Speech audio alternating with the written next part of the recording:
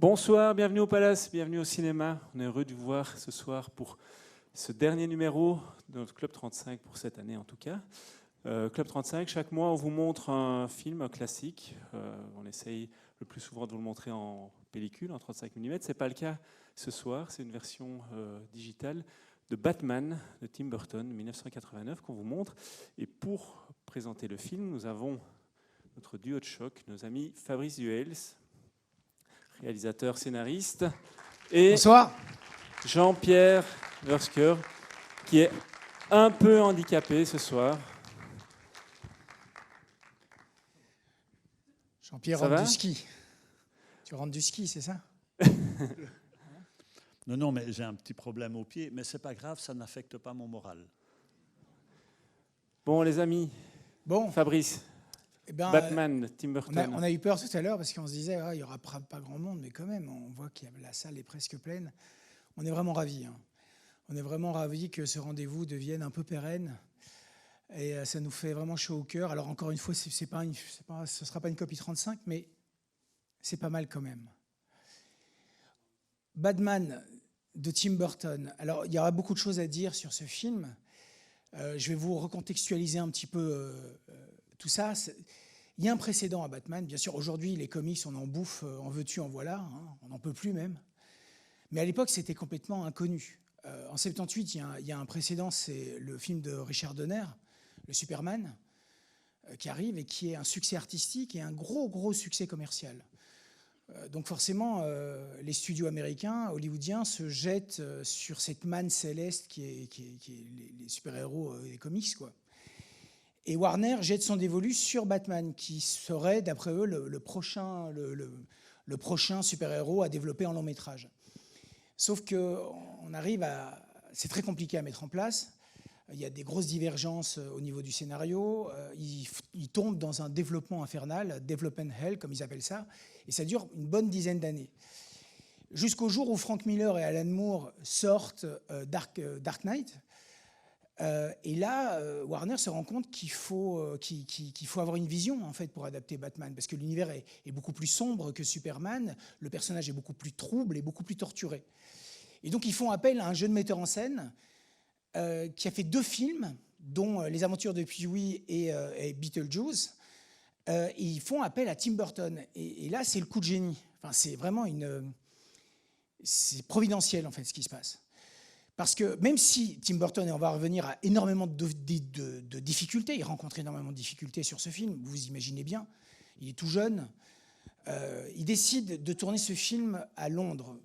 Jean-Pierre va vous expliquer pourquoi et quelles conséquences ça a sur la technique du film et sur les copies et le son. Donc il s'entoure de collaborateurs anglais, on va y revenir, mais il se trouve que Burton réussit son pari. D'abord parce que c'est un fin cinéphile, on le sait tous. Il utilise les codes du film d'épouvante avec brio. C'est-à-dire qu'il réinvente en fait, à l'aune de Batman, à l'aune du comics, il réinvente le Universal Monster, qui était très à la mode dans les années 30 et jusqu'aux années 50. Donc il donne à Batman une dimension spectrale, tout à fait particulière. Il creuse la personnalité de Bruce Wayne, il pousse Bruce Wayne dans ses retranchements, ce qui va devenir une marque de fabrique. Tous les personnages burtoniens se ressemblent assez. Donc il pousse la solitude de Bruce Wayne, l'aspect torturé, mentalement torturé, presque une folie, jusqu'à l'aspect schizophrénique. Mais à mon avis, le coup de génie de Burton, c'est la thématique du double. La thématique du double dans ce film est absolument spectaculaire. D'abord, elle s'incarne par le casting, vous allez voir. Il y a Michael Keaton et Jack Nicholson qui sont vraiment thèse et antithèse.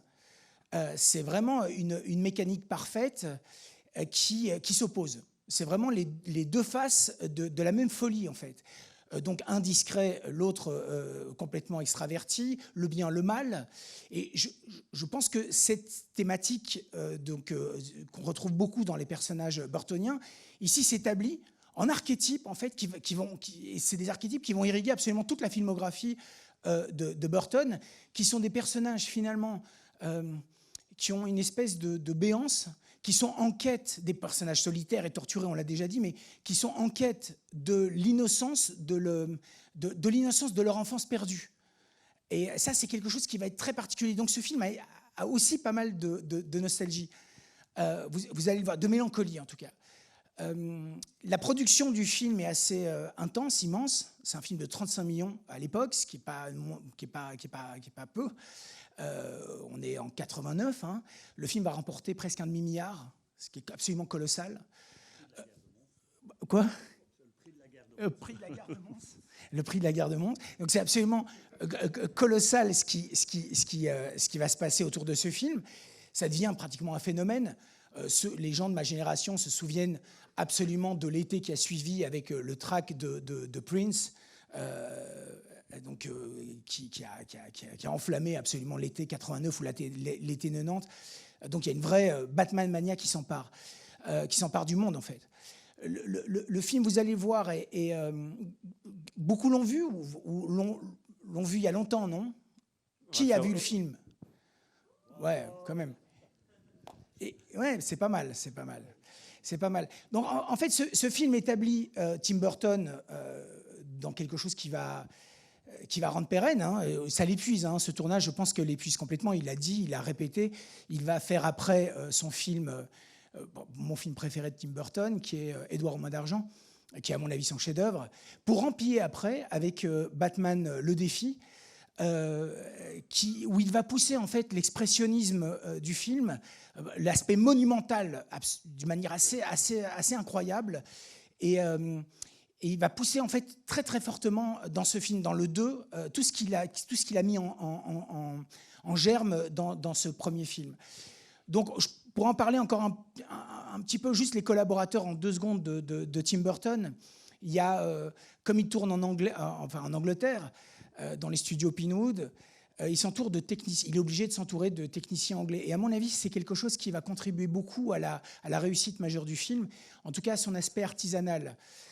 Il y a Roger Pratt, qui est son chef opérateur, qui est un chef opérateur chevronné, qui a fait énormément de films, notamment pour les Monty Pythons, qui a beaucoup travaillé avec Terry Gilliam. Il s'entoure aussi de Anton Furst, qui lui est un production designer assez important, qui vient de tourner avec Kubrick, à Pinewood aussi. Et bien sûr, il y a Danny Elfman qui l'accompagne depuis ses débuts. Et tout ça donne un film qui est, même si c'est une grosse production, qui est un film assez artisanal, qui a le charme en fait des Tim Burton d'antan. Moi, je pense que Burton on s'en fout de ce que je pense, mais je le dis quand même, il a dévissé avec le monde digital. C'est-à-dire qu'on a perdu en fait le côté artisanal, le côté bricolé qu'on aimait tant, en tout cas que moi j'aimais tant. Aujourd'hui, bon, ces films m'intéressent un peu moins, j'ai un peu du mal, très franchement, parce qu'il y a le tout digital. Alors que là, il y a une fabrication qui est complètement artisanale, qui est très poétique et qui est tout le temps au service de l'invention et du fond. Donc voilà, je vais laisser la parole à mon camarade, mais je serais très content personnellement de revoir le film aussi. Merci Fabrice, tu nous donnes comme chaque fois vraiment l'envie de revoir le film. Alors moi je tiens à peine debout, donc je serai bref. mais il faut pour mettre un fond en valeur, il faut une forme. Alors il y a quelque chose de tout à fait particulier dans ce film de Burton, c'est que le film ne sera pas tourné dans un procédé pour écran large, donc ça ne va pas remplir l'écran. C'est un format panoramique, c'est pas du scope comme on peut voir la plupart des films aujourd'hui. Il y a une raison à cela, c'est qu'on a affaire à un homme chauve-souris qui se déplace donc dans l'obscurité. Eh bien, si on tourne dans l'obscurité, en cinémascope, dans un procédé pour écran large, on n'a pas de profondeur de champ, ou c'est extrêmement difficile de gérer la profondeur de champ. Eh bien, dans les films de Tim Burton, il opte pour un format moins large, mais qui lui offre un confort de profondeur dans l'espace scénique dont il a besoin pour son récit. Et donc ça explique pourquoi le film est à un format qui n'est pas réellement du scope, mais c'est au bénéfice, encore une fois, d'une gestion, j'allais dire intelligente, elle est toujours intelligente, la gestion de l'espace scénique, mais ici, il a vraiment besoin de profondeur et il a aussi besoin d'une image d'un haut niveau de définition.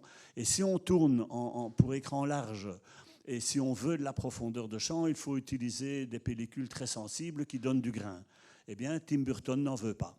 Et donc, il a opté pour un très haut niveau de qualité. Dernière chose par rapport au son, j'étais à Londres, figurez-vous, chez Dolby.